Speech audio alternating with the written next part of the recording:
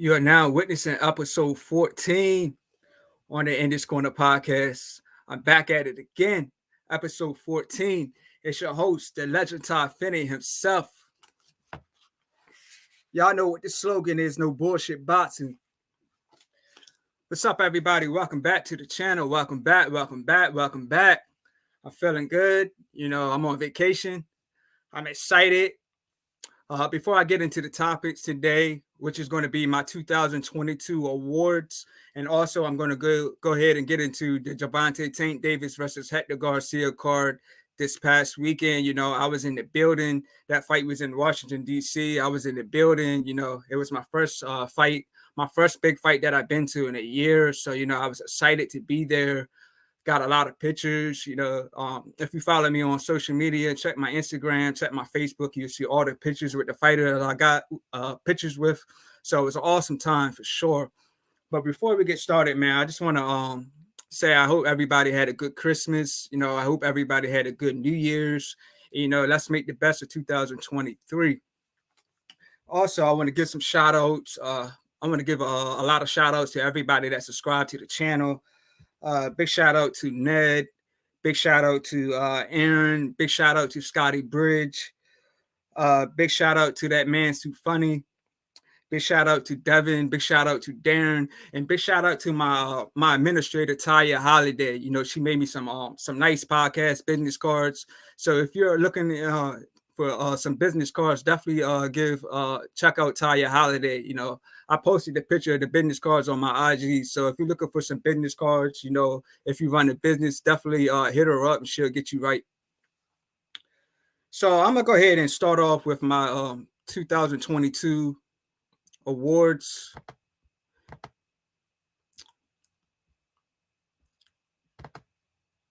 Yeah, I'm gonna go ahead and get in my 2022 awards. I'm gonna start off with the fighter of the year. So for me, the fighter of the year was definitely Bivol. Bivol, he's an awesome fighter. He doesn't have a lot of power, but he accomplished some awesome things this year. He was the second fighter to beat Canelo Alvarez.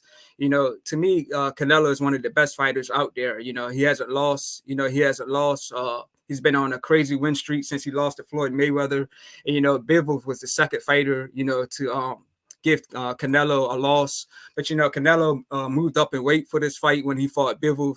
And so, he definitely took a big step. But, Canelo moved up in weight when he fought Crusher, a.k.a. the Kovalev. But, he stopped Kovalev. But, when he moved up in weight to fight Bivol, Bivol was just too much of a fighter for him, even though Bivol doesn't have power, he's real good with his combinations. And, he's got like 11 knockouts. So he doesn't have a lot of power, but, he's very skilled. And he frustrates his opponents to the point they don't have a plan B. They don't know what to do with him. You know what I mean? So, I give Bivol the fighter of the year, for his victory over Canelo Alvarez and also his victory over Ramirez. Ramirez was another good fighter, undefeated. 40-some wins with like 30 knockouts. And, Canelo, Bivol made him look very easy in that fight. You know what I mean? Bivol just, kept landing the combinations. And, Ramirez just didn't have a plan B. And I gave Ramirez like two rounds out of that whole fight. So for me, the fighter of the year is definitely Bivol. So I'm looking for awesome things, from Bivol for 2023. So for my performance of the year is definitely going to go to Luis Ortiz. And I know a lot of people may not agree with me on this one, but to me, Luis Ortiz had the performance of the year because, everybody always say, he's an old man, so to be an old man and, to go in there, against a former champion in Charles Martin, Luis Ortiz, he was dropped 2 times in that fight, prior to having his own knockouts, and eventually he stopped Charles Martin. So to be, let's just say he really is 50-something years old, to be, an older fighter and, to get dropped 2 times in the fight and then come back and, hit your opponent so hard to the point he just freezes. You know what I mean? Luis Ortiz hit Charles Martin so hard that he froze, and he finished Charles Martin off, and and he got the victory. So for me, Luis Ortiz, definitely had the performance of the year when he fought Charles Martin. So also for the KO of the year, of course, everybody knows what I'm going to say. For the KO of the year, I definitely give that to Caleb Plant's knockout over Anthony Durrell. Caleb Plant, he doesn't really have a lot of pop in his punches. He's got like what 12 knockouts and like 20 something fights. So to me, Caleb Plant is very he's feather fisted. But big shout out to Caleb Plant for having the knockout of the year. And I believe a lot of people can agree with me that he had the knockout of the year. Nobody's ever done that to Anthony Durrell. Who's a two-time former champion. So Caleb Plant was definitely game in that fight. Credit to his trainer Breadman. Breadman definitely changed up Caleb Plant's game. The Caleb Plant that fought Anthony Durrell was just on point. He was game, and nobody's done that to Anthony Durrell. So for me, the knockout of the year goes to Caleb Plant, and behind Caleb Plant knockout, I give it to Joe Joyce. For his knockout over Joseph Parker. And to me, Joe Joyce gets the second knockout of the year for what he did to Joseph Parker. Nobody's ever done that to Joseph Parker. You know what I mean? That what makes that knockout so impressive is that Joe Joyce is so slow.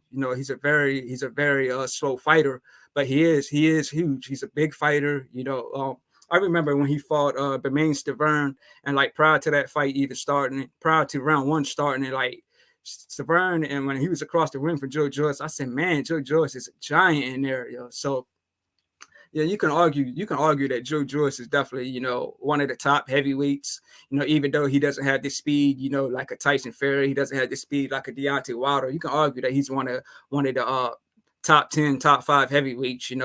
He's so big, he's got a lot of power, but even though he's slow, over time, those punches that'll hurt you, they'll catch up with you. Like we seen what he did to Joseph Parker. He knocked out Joseph Parker. Joseph Parker's head like hit the bottom rope, and like his face is real bloody and everything. So yeah, the second knockout of the year for me goes to Joe Joyce for what he did to Joseph Parker. So for fight of the year, I give that to Jermell Charlo versus Brian Castano. It was a reason they had a rematch. The first fight, it was a very tough fight for Jermell. He was fighting from the back foot, and he was in the ropes a lot. So to me, Brian Castano definitely had him real uncomfortable. So it was a reason they had a rematch. But for me, for the 2022 fight of the year, is definitely Jermell Charlo and Castano. Both guys got power. Both guys come to bring it. And Jermell Charlo is my favorite fighter. And to do what he did to Brian Castano was awesome. He after the win over Castano, he became a 4 belt holder. So for me, the fight of the year was definitely Jermell Charlo and Brian Castano. You know what I mean? Because like nobody's ever done to Castano what Jermell did to him. And Jermell Charlo can give it to you on all levels. It was a punch to the body, then a hook up top, and he dropped Castano, and then he finished Castano off, with a shot to the body. So Jermell Charlo versus Brian Castano for me was the 2022 fight of the year. Also, for the trainer of the year, I give that to Derek James. Derek James is one hell of a trainer. He was in the building for the Gervonta Tank Davis versus Hector Garcia card. So, big shout out to, Derek James. For me, he's trainer of the year because if you look at all the fighters he's trained, Spence stopped Ugas. He swallowed up Ugas' eye real bad. It was a point. After the fight, Ugas was with his wife, and he was crying. He broke down crying. So it was definitely an emotional time for him. And also Frank Martin versus Jackson Marinas. Frank Martin stopped Jackson Marinas in the 10th round. And also, Frank Martin just recently beat Michelle Rivera, gave him his first loss. And, he also dropped him in that fight. And, Derek James is Frank Martin's trainer. And, last but not least, Jermell Charlo versus Castano, as I just spoke about, he got a stoppage over Castano. So if you look at all those fights, Spence got a stoppage over Ugas. Frank Martin got a stoppage over Jackson Marinas, and Jermell Charlo got a stoppage over Brian Castano. And Frank Martin, also dropped Michelle Rivera and beat him by decision. So to me, Derek James is, trainer of the year, man. One hell of a trainer. All his fighters were on a mission for, 2022, with their victories over the opponents they had. So big shout out to, Derek James for, being the 2022 trainer of the year for me. Let me get into the comments. My guy, William Bryan in the building. Big shout out to you. What's good, man? He says, my friend, as usual, you are on point. I felt Charlo had fight of the year. I am surprised more fans didn't talk about this. Yeah, and William Bryan, another thing, man. I don't know if you know, if I ever told you before. Yeah, Jermell Charlo is my favorite fighter, man. He's my favorite fighter. He's got the what I'm saying? He's got 4 belts. He's got major belts. So, he's the man to go after in the division. You know what I'm saying? He's the top guy. But, unfortunately, Jermell Charlo had an arm injury. So, his fight with Tim Tszyu has been postponed. I'm going to get into that later. But, yeah, Jermell Charlo is my favorite fighter. He's he knocked out Tony Harrison in the rematch. And that's another thing about Jermell Charlo, in the first fight with Tony Harrison, he lost by decision. I don't feel that he lost, but, I felt that, he was robbed. But, he got his redemption, and he settled the score and got the knockout over Tony Harrison. And the same thing with Brian Castano, the first fight was a draw, but in the rematch he settled the score and got the knockout over Castano. So Jermell Charlo is definitely the guy that he don't leave it in the judge's hands when he goes in there with you again. He finishes the fight by stoppage. So big shout out to Jermell Charlo. He's definitely for me, he's fighter of the year. And for prospect of the year, I'm going to give this one to Richard Torres. If you're not familiar with him, he's the upcoming fighter. He fights on ESPN and on Top Rank cards. He's only got like 4 fights, and he's won all of them by knockout. And he reminds me of a young Tommy Morrison. I'm expected to see good things from him in 2023. I know he's just getting started. He's only had 4 fights under his belt, so his team is moving him the right way. But one fight that I would like to see him fight, if it can happen, is against Big Baby Anderson. Big Baby Anderson doesn't have a lot of fights under his belt as well, but Big Baby Anderson, you can argue that he's going to be a force in the in the heavyweight division. So I would like for that fight to happen, down the line and down the road if it's possible. Both guys, fight on ESPN and on Top Rank cards. So I think it's a fight that can happen. But like I said, that Richard Torres, he needs more fights under his belt. And but if his team believes in him, I say make that fight for sure, man. That's a fight that I'd love to see. But I feel in my heart it would play out like Ray Mercer versus Tommy Morrison. Ray Mercer took big shots in that fight against Tommy Morrison, but he eventually came back strong and dropped Tommy Morrison. Ray Mercer was a serious heavyweight puncher. And so yeah, if that fight happens between Big Baby Anderson and Richard Torres, I feel it's going to play out like Ray Mercer and Tommy Morrison, because we seen Big Baby Anderson hurt in his last couple of fights, but he overcomes it and he weathers the storm. He eventually gets a stoppage and a knockout over his opponents. So yeah, so my 2022 prospect of the year goes to Richard Torres.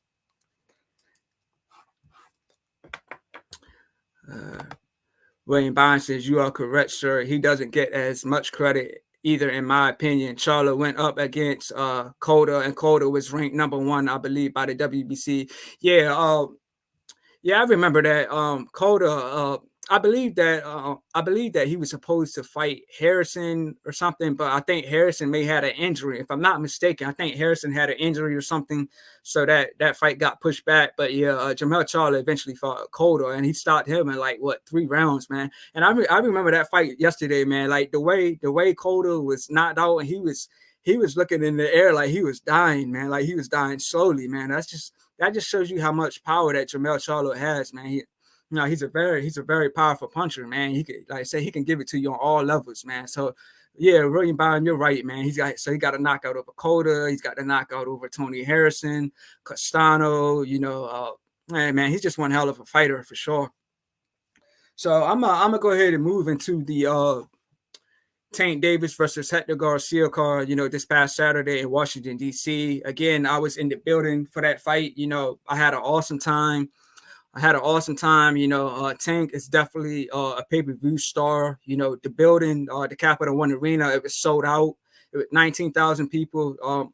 And I remember earlier in the week, I was checking the map and everything. It was still a lot of seats available, but obviously the fight sold out at the last minute. And also, I think that the gate for that fight, it did millions. So like Tank is definitely a pay-per-view star, man. Big shout out to Tank. You know what I mean? I'm from Maryland, so I'm riding with Tank all day, and I know, like, Tank recently had some, issues that, that he had outside of the ring. He was recently jailed, but, I was in the building to support Tank as a fighter. I wasn't, there to bash Tank. I'm not on here to bash Tank for the stuff that he had going on outside of the ring. I'm here to support Tank as a fighter. Maryland stand up. We went to war and we won. So, big shout out to Javante Tank Davis. Conrad Boxing in the building said, "What's up?" Big shout out to Conrad Boxing. What's good, man? Thanks for coming on. He said, "Just saw what you wrote about Spence and Thurman in the group." Yeah, I'm gonna get into that, man. It's been announced. It's been making a lot of news that Spence and Keith Thurman is supposedly a done deal for April, and they're saying that it's not going to be at 147 pounds. So I'm assuming maybe they're going up to 154, or I don't know. I got to read some more on that, but they're saying that it's not going to be at 147. And I figured, in my heart that it was going to be Keith Thurman. And, a lot of people are disappointed, that Keith Thurman is, the next opponent for him. But I kind of figured it, I said that if it wasn't going to be negotiations with Crawford, if they wasn't going to revisit the negotiations and it wasn't going to be Crawford, Boots just came off a win. I know it wasn't going to be Boots. So to me, the only option that made sense to me, in my professional opinion, was Keith Thurman. I just knew that it was going to be Keith Thurman. But yeah, Keith Thurman looked good. He looked good against Barrios, but we know that Barrios did move up and wait for that fight. So I'm gonna get into that a little later though. But yeah, that fight is supposedly a done deal for April. Steve Shatman said, "Good selection for fights of 2022. Also, Plants KO over Darrell is a good pick for knockout of the year." Yeah, I believe that was everybody's knockout of the year, man. That was on multiple boxing sites. That was the knockout of the year. Nobody suspected Caleb Plant to knock out Darrell in that fashion. Like I said, Darrell, to me, I met Darrell, a couple of years ago. Darrell, he inspires me. Two-time former champion. He fought a tougher opponent in cancer. So to me, Darrell is one hell of a fighter. And the fact that Caleb Plant did that to him, man, I was emotional and I was sad. After the fight, after that was over, man. But big shout out and big credit to Caleb Plant, for doing that to Anthony Darrell. William Bond says, "I feel Tank deserves the benefit of a doubt, not because I'm a fan, but because the police jumped on that BS because it's Tank." Yeah, but at the end of the day, he got bailed out. William, he got bailed out. His bail wasn't a lot of money, and the fight resumed. So the fight wasn't canceled. The fight wasn't pushed back. The fight went forward, and he got another knockout. He got another knockout. So we know that Tank is a serious puncher. He's a serious power puncher. So big shout out to Tank, man. He's that guy. He's that guy in his division, man, for sure. And I'm definitely hope nothing stops him and Ryan Garcia from fighting in April. But I'm definitely start off with Tank versus Hector Garcia. And I'm gonna make my way down, to the co-main event, Boots and Karen. Then I'm gonna go down to, Rashidi Ellis versus Villa, and I'm gonna go down to, Andre versus DeMont Nicholson. So yeah, I'm gonna start from the top and make my way down to the bottom. William Bond says the mother of his child even put out a statement saying they were just yelling. There was never any violence. Yeah, I read all that, man. I read all of it. She came out with a statement saying, that she changed her story. So it just seemed like a lot of BS, to be honest with you. It seemed like a lot of BS. So like I said, though, I'm glad that's, that Tank got released, and his fight went on, and it was a success. The card was a success, man. Steve Chapman says Thurman has been buckled to the body a few times in the past. That's not in his favor against Spence, who has a good body attack. Fats, man, Fats. He struggled. He struggled with shot to the body. I believe it was Luis Collazo, if that's his name. I remember when Collazo hit him with a body shot. Thurman was on his bicycle, and of course, when he fought Sean Porter, Porter. I remember Porter literally chased him across the ring, man. But Thurman is so good with his footwork. And I can definitely see him doing that in this fight with Spence. I believe Thurman is just gonna he's gonna be on his bicycle, but at the same time, he's gonna have good offense with it. You know what I mean? Thurman's good with his footwork, but he also is good with his offense. So I can see Thurman, sticking and moving, using his footwork, fighting from the back foot, just making it a dog fight, fighting on the back foot. I can't see him trading and going toe to toe with Spence, because if he, like he's saying, if Spence goes to that body, man, Thurman's going to be on his bicycle. But I can definitely see Thurman, fighting from the back foot, using his footwork. But Thurman, man, he's just had so many layoffs. He's had the injuries. So, and Spence is the top, pound for pound welterweight. So, I'm going for Spence in this fight. I won't say by. I can't predict it right now. I can't say by stoppage. By stoppage, I would say maybe by decision. We've seen Spence in there with Mikey Garcia, who moved up and weight, and Spence didn't stop him. And Spence didn't stop Danny Garcia. Danny Garcia lost to Keith Thurman. So in that fight, I'm gonna definitely go for Spence, probably by decision. Conrad Botson says, but who is it that can't make 147 no more, Spence or Thurman? I hope it's the latter. Conrad Botson, to be honest with you, I would say Spence, man, just from recent pictures of him, when he was at the Frank Martin versus Michelle Rivera fight, when he was talking to Brian Custer, man, he looked huge. He looked huge, man. Kind of looked like he had a belly a little bit, So I'm just assuming that it's Spence, but who knows what Thurman's been doing, since his fight with Barrios. He could I don't know if he's had a steady training camp, if he hasn't been training, I don't know. But I'm thinking maybe Spence. He was just in a car accident, and that car accident basically pushed his fight back, because once he was in an accident, he was saying that his fight, he wasn't going to fight till like April or May or so. But his fight is in April, so I'm thinking it's Spence, because everybody was saying that Spence looked big. And in the past, I remember when he fought Sean Porter, prior to them fighting, Spence looked a lot bigger compared to Sean Porter. So William Byron says Thurman had a lot of potential to be a great breakout star. I felt people were impatient after he lost to Pat, because they had such hope in him, and maybe that was unfair. Yeah, but some people felt that Keith Thurman beat Manny Pacquiao. Manny Pacquiao was older, but he still did get a knockout over Keith Thurman.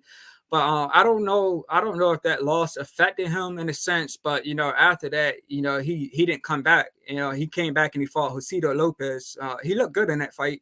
Yeah, he looked good and he looked bad. I know Josito Lopez landed some big shots, I think, in that fight. So.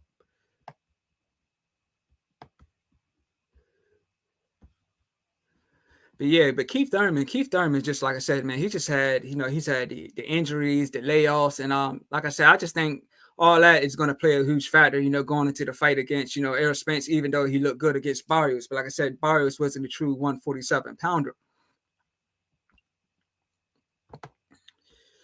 William Bond says Thurman not being active after that loss probably didn't help things, but he's the real deal. Yeah, I was real high on Thurman, especially years ago. Like my brother was actually the guy that actually got me on Keith Thurman. Man, Keith Thurman was a problem, man. And I remember him having a fight years ago. I can't remember what the name of the guy was. I think it was like an Argentinian guy. And Thurman, that was a good fight. I believe he was undefeated, but Thurman eventually stopped him like in the later rounds. Conrad Boston says, would love Thurman versus Boots. Hey, Conrad Boston, man. you know, watching that fight with Karen and Boots kind of sways my opinion on that. I felt Karen, you know, he ran so much in that fight. You know, he was in survival mode, and I kind of feel that's how the fight with Boots and Thurman to play out. I feel that Boots just got so much power, and if he catches Thurman to that body, you know, Thurman would be on his bicycle, but Thurman's offense would be a lot better than the Ukrainian guy, Karen, man. The Ukrainian guy, yeah, he didn't do much in that fight, man. He was just in running mode, just in survival mode, man. He definitely had his track shoes on. William Byron says Conrad boxing. I agree. William Byron said, I think Ty is correct. I got Spence, T50. Do you think moving out of welterweight works against Thurman? Then he said he'd be on the bicycle. You said he'd be on the bicycle. Is that because of the weight? Yeah, to me, we know that Spence is good at cutting off the ring. We know that Spence is a power puncher. You know, even though he didn't stop Danny Garcia, Mikey Garcia, he still has power. You know, look what he did to Ugas. So, to me, if he moves up in weight, I feel that his power will move up with him. You know what I mean? And that may give him even more power. You know, to hurt Thurman. So, but I don't know, man. I don't know, but I think moving up in weight will give Errol Spence an advantage over Keith Thurman. That's just me. But yeah, I'm gonna get into the Tank Garcia, Tank and Garcia card. The main event, it went how I expected to go. I was expecting Tank, you know, to get maybe like a 6-round stoppage, you know. So I was wrong in my prediction, but you know, from the round one, you know, to the stoppage, like I felt the first, you know, the mid rounds, you know, the first round to the mid rounds, it was like a chess match, you know. Both guys, you know, were testing the waters, filling each other out, and you know, Tank. But you can tell Tank was game. But you know, this is how Tank's fight always plays out. You know, he loses on the scorecards and whatnot. But you know, Tank was game, man. You know, he came forward, had his guard up, and Hector Garcia, like I'm saying, he didn't back down. He didn't back down at all. He came to fight. You know, he stood his ground. He stood in front of Tank. You know, he wasn't fighting off the back foot. So he was there to fight. You know, big shout out, you know, Hector Garcia and his team, man. They definitely came to bring it. You know, he got his first loss, but he came to bring it. And mid rounds, man, Tank just started to find his rhythm. You know, he got the timing down. You know, he started letting his punches go. You know, he was letting his hands go, and you know, he started throwing those combinations, and you can see they started hurting Hector Garcia. You know, the crowd was going crazy, man. So the crowd definitely showed up and showed out. But yeah, Tank, once he gets in that zone, once he gets in that groove, man, you can tell that he's going to finish his opponent, man. We've seen it over and over, man. We've seen it with Santa Cruz fight. We've seen it with the Barrios fight. Like he eventually he has a fight, and then he eventually just gets the stoppage. And like Hector Garcia, you know, he was saying he couldn't see.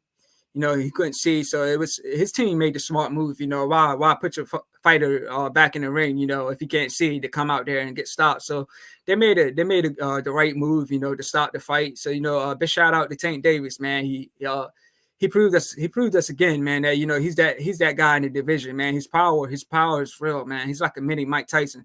So yeah, so a big shout out to Tank, man. Like I said, man, he found his rhythm. He just started letting his hands go. You know, he was landing the combinations. You know, Hector Garcia was definitely filling them shots. But you know, big shout out. You know, Hector Garcia. You know, coming to Tank's backyard and you know, giving him a good fight, man. Awesome fight. You know, it was a long card, man. You know, the fight started at 9 o'clock and it ended about 1:30 in the morning. So that was a 4.5 hour card, man. Tank was the only fighter to get a stoppage. You know, so big shout out to Tank. You know, for definitely closing the show. Conrad Boston says, what was going on with that little riot in the front rows that had the fight pause? Man, Conrad Boston, man, I got to get some more information on it myself. But from what I understand, it had something to do with Meek Mills and I believe Gary Russell. I don't know if they were changing words or something, but I'm assuming that Meek Mills was there to support Boots since he is from Philly. But Meek Mills was obviously there rooting for Tank in that main event, and I guess he may have said something Like he was rooting for Tank, and I guess maybe the Russell brothers may heard him rooting for Tank. I don't know. I don't have the full story, but obviously something happened with him and Gary Russell, and then security and everything had to come in, and Meat Mills eventually left the arena, from what I understand. But I saw the tweet. I saw the tweet by Devin Haney saying something about that was cheating, that they actually stopped the fight because of something going on in the crowd. But, how is that cheating? That wasn't cheating. You know what I mean? Nobody, that didn't give Tank an advantage, and that didn't give Hector Garcia an advantage. Both guys went to the corner until the mess that happened outside of the ring, until that got squared away. Then the fight continued. So yeah, I don't understand what Devin Haney was trying to say by that tweet, but he was trying to say that that was cheating or whatnot. But the fight continued. Tank eventually got the stoppage. But yeah, but far as Boots and Karen, Karen definitely ran. He definitely ran that whole fight. I felt prior to the fight starting that Boots was gonna get a knockout, but the fans, we as boxing fans, we gotta appreciate that Boots went 12 rounds for the first time. Boots is definitely getting a lot of backlash. People are trying to say that, oh, he's not that guy. Everybody thought he was this monster who had serious power. But we gotta give Boots his respect. For going 12 rounds. He displayed his skill for 12 rounds. And when I was on the Goodfellas podcast with G5, we watched footage of this guy, and like this guy wasn't doing all this running and moving with his footwork like he was doing with Boots. So I'm assuming, Karen and his team, they definitely studied Boots, and they watched a lot of footage of him, and they said to themselves, this isn't a guy that we can trade with, because we trade with this guy, we just gonna be another victim, another knockout victim on his record. So Karen, he did what he had to do to not be another victim on Boots knockout list. So but yeah, he just came in there and ran, man, survived, man. Like if you put a Keith Thurman in there, Keith Thurman would have been running, but he'll have been busy with his offense. This Karen guy wasn't busy with his offense or nothing, man. He was just basically in survival mode. But the fan, like I said, man, the fans got to appreciate Boots, for displaying his skills, for 12 rounds. And maybe other fighters could say, hey man, maybe Boots isn't so tough as we think he is, and maybe he can start getting those better fights that everybody went to see him fight. You know what I'm saying?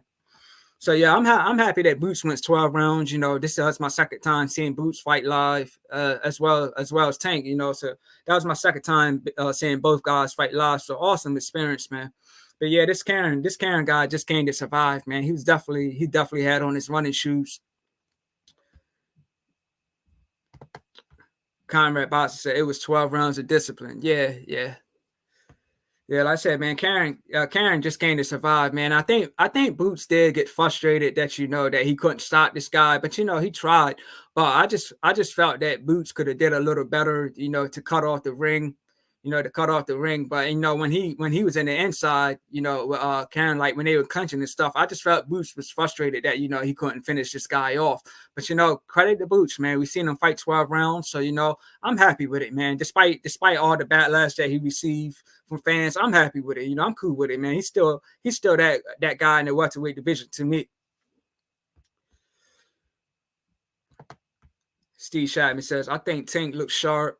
Also about Boots, I agree that it's hard to look impressive against someone who's moving nonstop trying to survive. Boots is for real. They're facts, man. Like I said, this guy was just in survival mode, man. He wasn't there to fight, but like I said, he did what he needed to do to not be another knockout victim on Boots' record. And, when they were face to face at the weigh-in, neither guy wanted to look away. They gave each other a hard stare down. So I was expecting the war.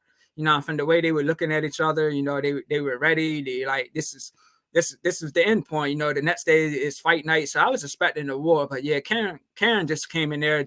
He just came to survive, man. He didn't come to fight. Conrad Boxing, he was frustrated, but he didn't didn't start making mistakes. I like the performance fast. That's what I'm saying, man. He didn't get the knockout. He was frustrated, but I just feel he needs to just go back to the drawing board and work on cutting the ring off. But like at the same time, I'm sure they weren't expecting this guy to come in and just run. And Boots' father, Bozy Ennis, I saw what he was saying. They didn't know this guy was just gonna come to run, and there was nothing they could really do. So but like I said, man, big shout out to Boots, man. He got the victory. So at the end of the day, I'm cool with it. And far as Rashidi Ellis versus Villa, my take on that fight, man. Here's my thing with Rashidi. From round 1 to 11, Rashidi, he was landing shots, he was throwing combinations, and but he just couldn't hurt this guy, man. This guy just kept coming forward. Nothing Speedy Rashidi did hurt this guy. The guy was just coming forward.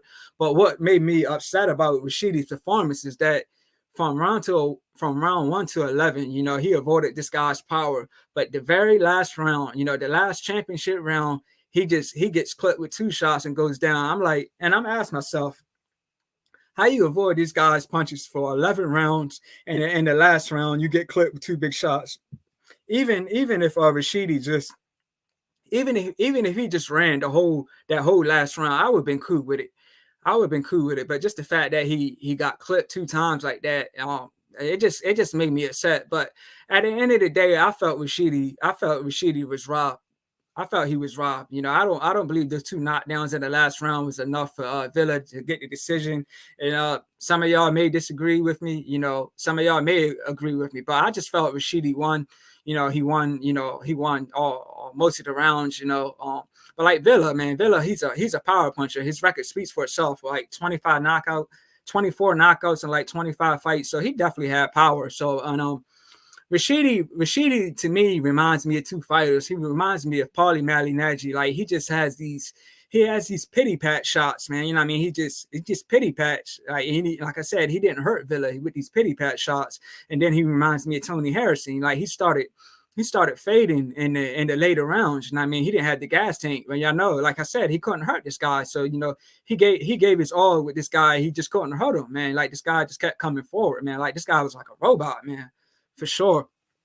But I felt that Rashidi did enough to win. Like I said, I was upset with the decision, but and also Rashidi and Boots, they were talking about, to each other at the press conference, and I was going to assume that fight would be next, just the way they were talking to each other, trying to build that fight up. But now that kind of sets back that fight now, since Rashidi lost. And I saw Villa came out and he says if Rashidi has doubts, they can run it back. But in my professional opinion, I don't think Rashidi wants that rematch, man. If I was Rashidi, man, I'll go in another direction, man. Because I just feel that the rematch may be worse. I believe that Villa will probably come on stronger. Yeah, that's just my take on that fight. Steve Shatman says, good point, Conrad Boxing. I agree. I had an 83 before the last round. Yeah, man.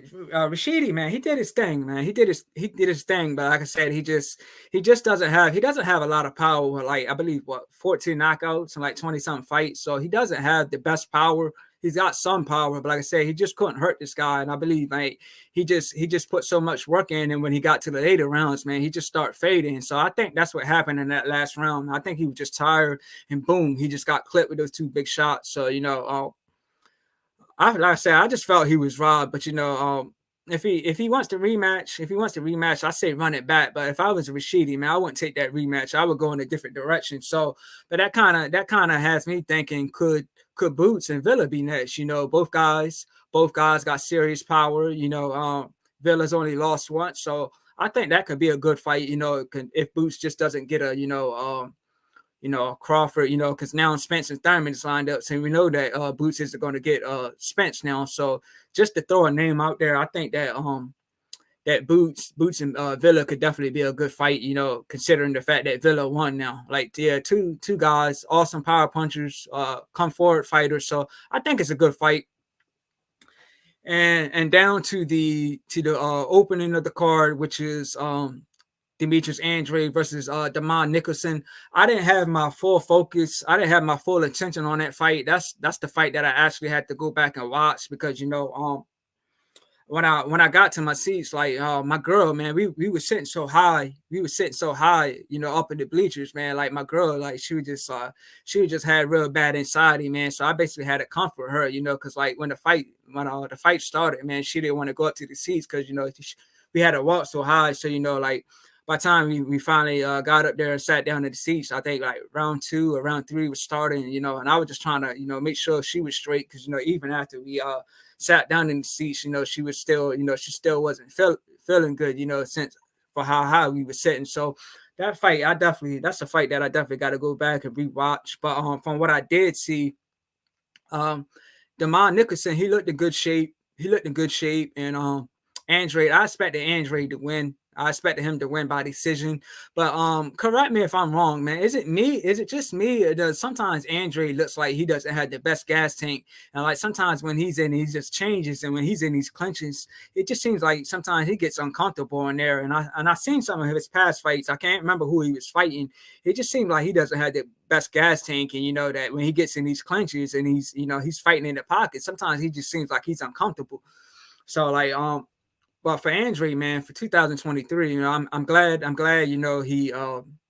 he was on a pay-per-view card, he was the opener of the card. So I'm glad, for the first month for 2023, he was on the ShoTime card. So that's a good thing, and I hope that, he can get back in there at least 2 more times this year, get back in there in the spring or the summer, and then get back in there in the winter, man. He needs to be active this year because, Andre hasn't fought once. He hasn't fought once for 2022. And I also felt that Andre, considered how big of a name he is, I felt that, he should have at least been the co-main event, but not the opener of the card. I felt maybe Rashidi Ellis should have been like the opener of the card, and Andre should maybe been like at least, the second fighter in the card, or maybe even the co-main event. Because to me, Andre's a bigger name than Boots, even though Andre doesn't have power like Boots. Andre's been in the game a long time.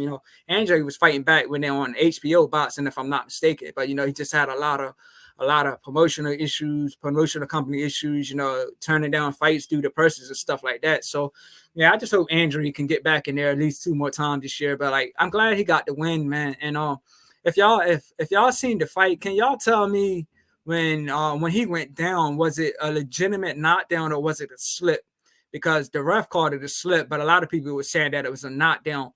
But big shout out to Andre. He did his thing. I believe he got 2 knockouts in that fight, 2 knockdowns in that fight. So that card went how I expected to go.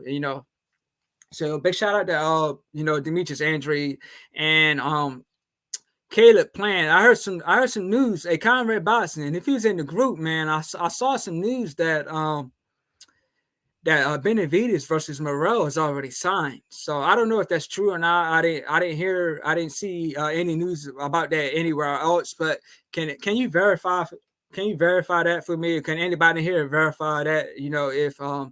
If Benavidez versus Morrell is already signed, even though Benavidez hasn't fought Plant. Yeah, if that's true, I'm assuming maybe PBC or maybe everybody thinks that Benavidez is going to get past Caleb Plant, which I feel he is. I feel that he's going to stop Caleb Plant.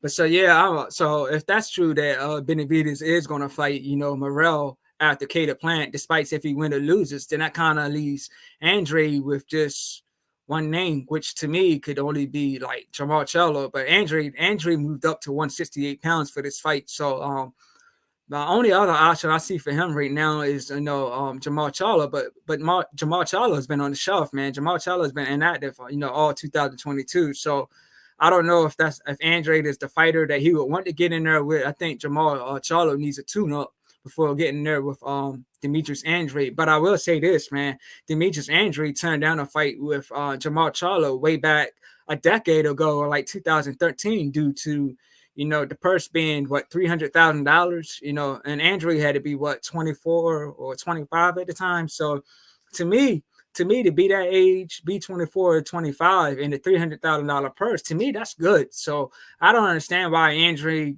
turned down that purse. Maybe he felt he was worth more. And, last year, Andre turned down, fights due to small purses. But of course, this purse wasn't, $300,000. It was only 180,000. So I can stand him turning down 180,000 purse.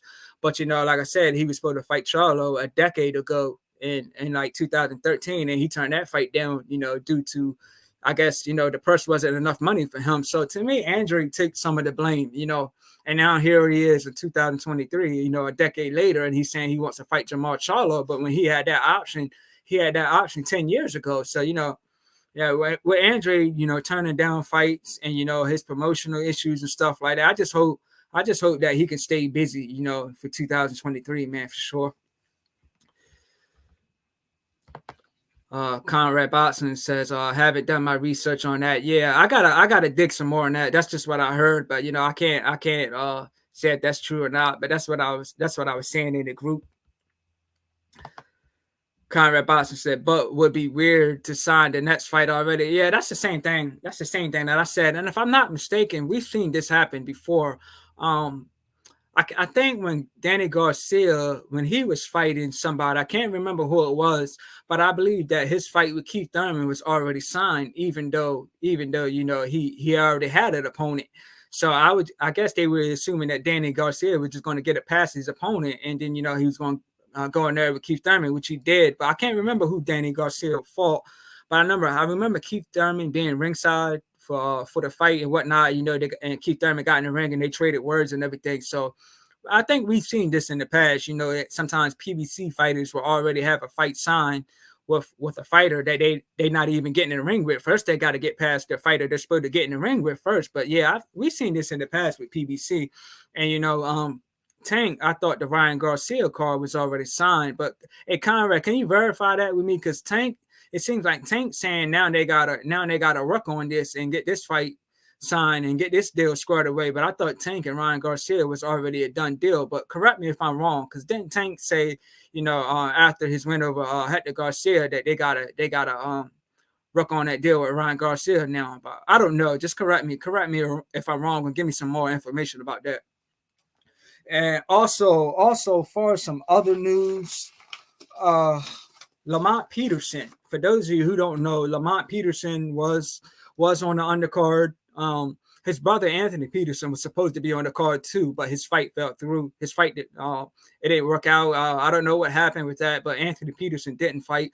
But Lamont Peterson, he lost. I believe it was like a 4th round stoppage. I believe he lost to like a journeyman. He lost to a guy that had like 16 losses. So I'm definitely shocked by that. And at the same time, I feel for Lamont Peterson because this is Lamont Peterson's first fight since 2018 when he was stopped by Lipinets, and this was in Maryland. So Lamont Peterson has 2 fights back to back where he was stopped, in his backyard. He was stopped in Maryland and then he was stopped in DC. So to have 2 back-to-back fights, even though they were years apart, to have 2 back-to-back fights, in your backyard, man, it's just a terrible thing. You know what I'm saying? Like, he retired after his fight with Lipinets, but he decided to make a little comeback, and he from what I understand, he runs marathons now, so I assume that he stays in shape. He was in decent shape, and but yeah, I was sad to hear that news that Lamont Peterson got stopped.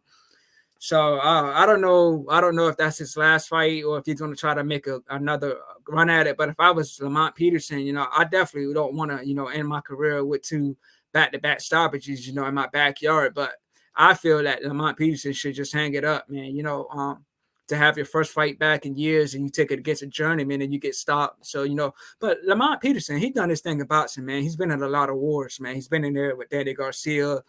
He's been in there with Spence. He's been in there with Lucas Matisse. He's been in there with Amir Khan. So, no shame in his game, man. Lamont Peterson, he done this thing in the boxing world, man. But I wouldn't want to make another go at it if I was a Peterson. 2 back-to-back stoppages in your backyard. I mean, that's not how I would want to end my career. But maybe I think his time is just up, man. Conrad Boxing says, I don't think it was officially announced by the promoters. Weston Ryan tweet, okay, about April 15th. All right, okay. So as far as some other news, we got some fights that's been postponed. Jermell Charlo versus Tim Tszyu. That fight was going to happen, January 28th in Vegas, and that fight got postponed, due to Charlo having some Jermell Charlo having some arm surgery. So I'm kind of upset about that. I was looking forward to that fight. As I mentioned earlier, Jermell Charlo is one of my favorite fighters, and Tim Tszyu, undefeated fighter, from Australia. He's definitely, going to come here to the States and try to make a statement against Jermell Charlo. I feel it's too early for him, but not everybody agrees with me. I just feel that it's too early for Tim Tszyu. Even though he beat Terrell Gausha.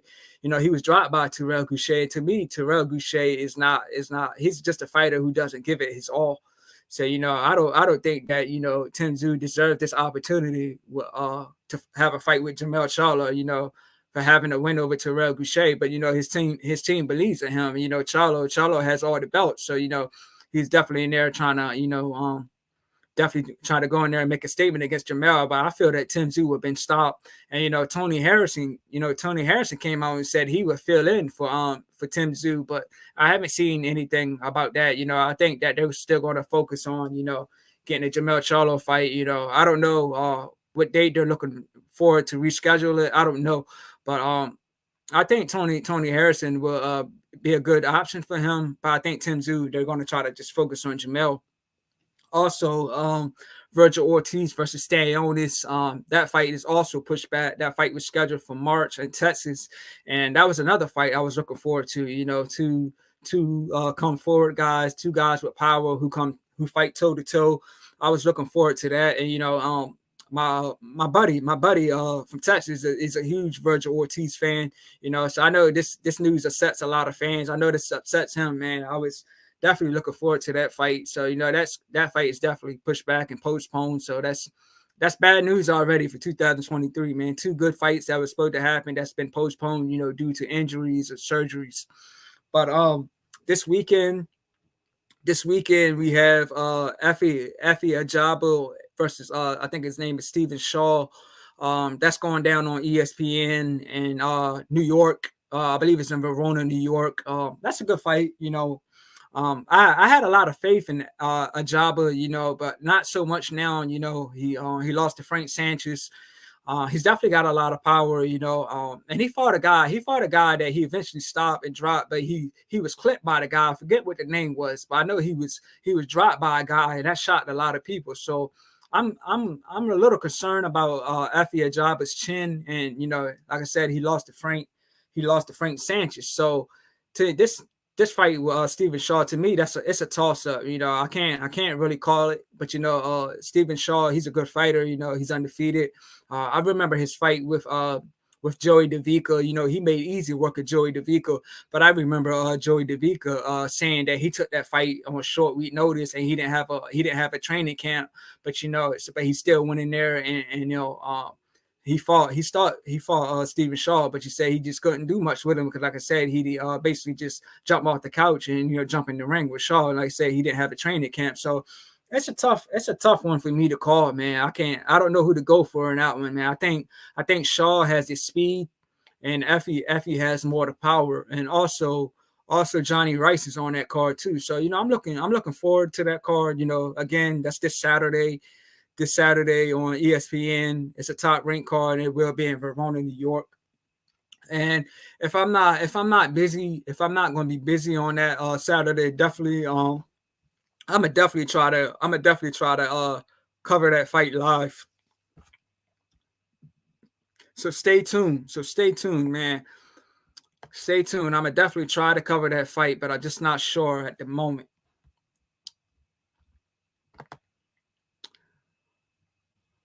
Obsidian Comments says, "Yo, big shout out to you, man. Thanks for coming on, man. I knew you would be in here." William Byron says, "Yo."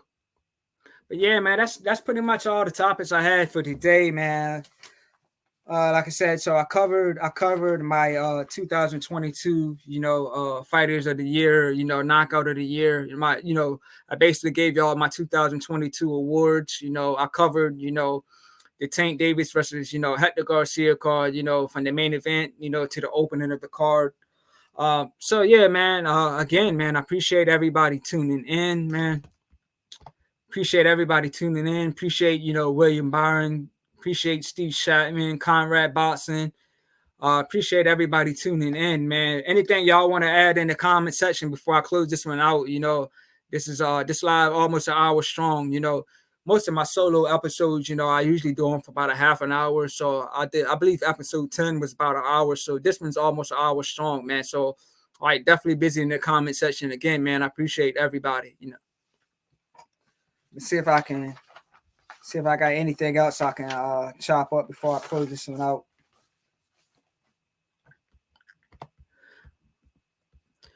But yeah, far as again, I'll get back into the Errol Spence and Keith Thurman. Like I said, that's supposedly a done deal for April, and it's not going to be at 147 pounds. But for this fight, I'm definitely going for Errol Spence by decision. I'm not going to say stoppage, but I'm going to go for Errol Spence by decision. Also, Adrian Broner versus Ivan Redkach. That is next month in February on Black Prime Network. Looking forward to that fight. At the press conference, man, Adrian Broner had a belly, man. He looked huge, man. People were saying they didn't know Rick Ross was fighting, and then I seen some pictures of Broner training with some other guys. I seen a picture of Broner in the gym with some other guys, and it looked like he lost that belly. So I'm assuming Broner's in that gym, man, putting that work in, and he's going hard, he's going strong. So I'm looking forward to see if we're gonna get that Broner of old, man. If we're gonna get that Broner that's gonna let his hands go. So I can't say how that fight's gonna play out, but if I continue to see these pictures with Broner, looking good and looking strong in the gym, I'm gonna go for with Broner, because to me, from that picture I've seen, he definitely looks focused. But like if he did lose all that weight, man, congrats to him, man. He's definitely taking training serious, and he's not playing, man. So I'm expecting for Adrian Broner. I would give him this fight, Adrian Broner by decision. And far as Mickey Bay and Tevin Farmer, I would probably go with Tevin Farmer. That Tevin Farmer is feather fisted though, and Mickey Bay's been in the game a long time, man. So I'm looking forward to that card. That this will be Black Prime Network's second fight. And a lot of people wasn't too happy with the promotion of Black Prime Network's first fight, with Terrence Crawford and David Avanesian. A lot of people didn't like the undercard. Some of the fighters they had on the undercard shouldn't even been in the boxing ring, man. Like this one guy had a belly, and they shouldn't even been in the ring. And and then they had Chris Cyborg as the co-main event, and she's not a real boxer. She made her debut in boxing. She's a UFC fighter, a MMA fighter. So a lot of people didn't like how the Black Prime Network's first card went, but that was the first card, so we got to give him a chance. So we got, like I said, we got the Adrian Broner and Ivan Redkach card coming up next month, and like I said, Tevin Farmer and Mickey Bay will be on the undercard. Like I said, hopefully this card will be a lot better for promotion wise.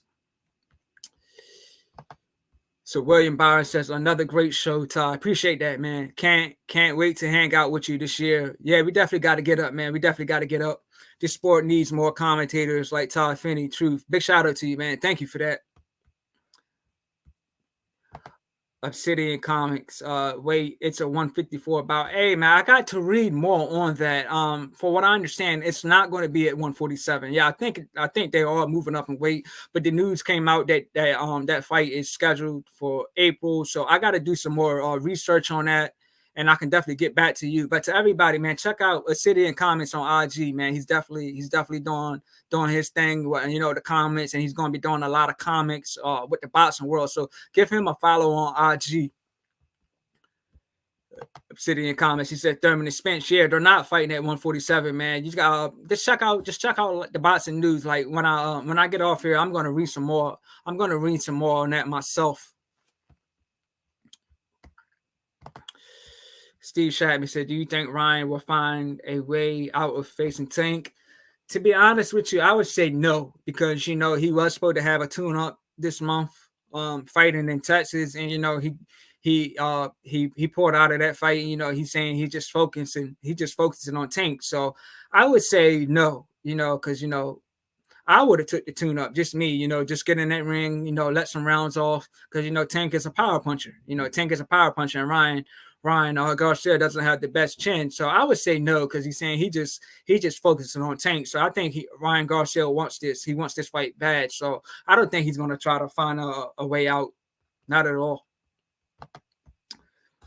Steve Shattuck said some people online in the boxing groups think he will. I'm not sure though. Yeah, I don't think he will, to be honest with you, man.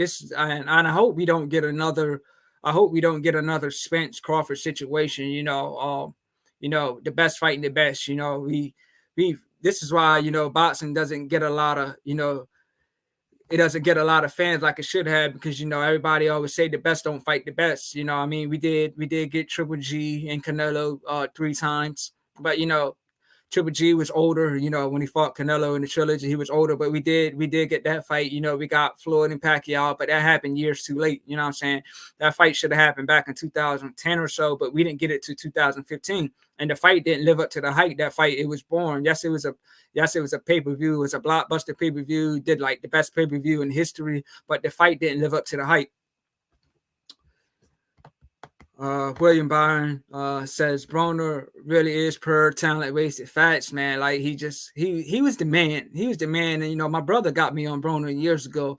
And my favorite performance with Adrian Broner is the Antonio DeMarco fight, man. That Adrian Broner, man, that Adrian Broner was a problem. The Adrian Broner that fought Antonio DeMarco, man, fast, good with the combinations, And Adrian Broner, the thing I like about Adrian Broner, man, is that yelling he do with the punches, ha ha ha. So that's one thing I like about Broner, man. But as his career went on, man, they lost to Madonna, then he had like more losses, they lost to the Pacquiao, the loss to Mikey Garcia. He just doesn't let his hands go. And the one thing that I hated about Broner, whether he's trying to sell the fight or whether he just speaks his mind, in the fight with Jesse Vargas and in the Manny Pacquiao fight, he did a lot of trash talking to Leonard Ellerbe. He did a lot of trash talking to Al Bernstein. He didn't win neither one of those fights. You fighting with Ellerbe and you fighting with Bernstein. You're supposed to be fighting, you're supposed to be arguing with the guys you fighting, not fighting, the promoters and the commentators, you know what I'm saying? So that's one thing that I didn't like about Broner when he was doing all that talking at the press conference, to Ellerbe and to Bernstein, and he didn't even win those fights. So, but like I said, William Byron, man, Broner, he just signed this deal with Black Prime Network, so maybe this is a fresh start for him. I don't know. I can't say until, he fights Ivan Redkach, but like I said, man, the pictures I seen, he looked to be in good shape. So I'm thinking he's focused and, he's going strong. But we just have to wait to next month till the fight happens. But what Brian says, I hope you're right. And he's working hard. He's lost a lot of prime years fats, man. I say this, and I will always say Broner is legit and it's tough as hell, though. Yeah, and he's still a draw, man. Let's not get it twisted. Broner is still a draw. When he fights, everybody still tunes in to watch him. So, and this fight with Ivan Redkach is going to be in Atlanta, Georgia. And so I think the house will be packed. But like I said, it is Black Prime's second card. So I hope it's a success. You know what I'm saying? Conrad Boston says, great stream, man. Appreciate that, man. Appreciate you. So again, man, yeah, that's all I have for y'all today, man. Like I said, man, I covered everything I wanted to cover. I gave my 2022 fighter of the year. I gave my 2022 awards, knockout of the year, fighter of the year, prospect of the year, all that. I covered, the Tank Davis versus Hector Garcia card, from the main event to the opening of the card. So, I talked about, the fights that's been postponed. So yeah, I covered a lot on this episode, man. Again, man, appreciate everybody tuning in, man, and keeping me busy with this live, man. So an hour strong. This is my second solo episode that I've done. That's over an hour. So an hour strong. So I'm happy about that, man. So again, man, appreciate everybody, man. Appreciate William. Appreciate Obsidian Comments. Appreciate Steve Shatman. Like I said, follow Obsidian Comics on IG. Also, man, again, big shout out to my administrator Taya Holiday. If you follow me on IG, man, check out check out the business cards. I passed those out when I was at the Tank Davis versus Hector Garcia card. So I passed those out. So you like, if you got a business and you need some cards, please hit up my cousin, my sis Taya Holiday. I tagged her on my IG. Again, man, also I want to give a huge shout out, G5 Jeff TV, the Goodfellas podcast, inviting me on, so many episodes. I was on their last episode to talk about the Tank and Garcia card. So, big shout out to them, the G5, inviting me on a lot of episodes. And big shout out to Last Ones at the Bar. If you haven't subscribed to Last Ones at the Bar, please subscribe to them. He just started doing live coverages, with StreamYard. So he invited me on 2 of his episodes. So again, man, subscribe to Last Ones at the Bar, subscribe to the Goodfellas podcast, G5 Jeff TV. Again, man, I appreciate those guys for inviting me on so many episodes, man. We're gonna keep dropping this content on y'all, man, for sure, man. So again, man, appreciate everybody. William Byron says, great award picks Todd. Thanks, man. Thanks for coming on, man. Glad to see you on here. So yeah, I'm gonna close this one out, man. An hour and 5 minutes strong. I am on TikTok now. I never really mentioned that on my episodes, but I am on TikTok, and I have the same name on TikTok as my IG. So you can find me on TikTok as the Legend 3347. You can find me on Instagram as the Legend 3347. I'm on Facebook as Todd Finney. And you guys just witnessed episode 14 of the In This Corner podcast. I appreciate y'all. I'm out. See y'all soon on episode 15. Peace.